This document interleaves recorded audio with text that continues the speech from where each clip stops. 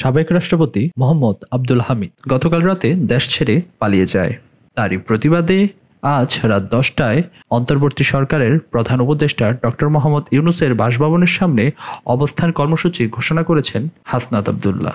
তিনি তার verified Facebook পেজে লিখেন, গণহত্যাকারী আওয়ামী লীগের বিচার নিশ্চিত ও রাজনৈতিক কার্যক্রম নিষিদ্ধের সুস্পষ্ট রোডম্যাপ না পাওয়া পর্যন্ত আজ রাত 10টা থেকে প্রধান উপদেষ্টার বাসভবন যমুনার সামনে অবস্থান কর্মসূচি চলবে, যার এজেন্ডায় গণহত্যাকারী আওয়ামী লীগ নিষিদ্ধের সুস্পষ্ট বয়ান নাই, তার সাথে আমরা নাই।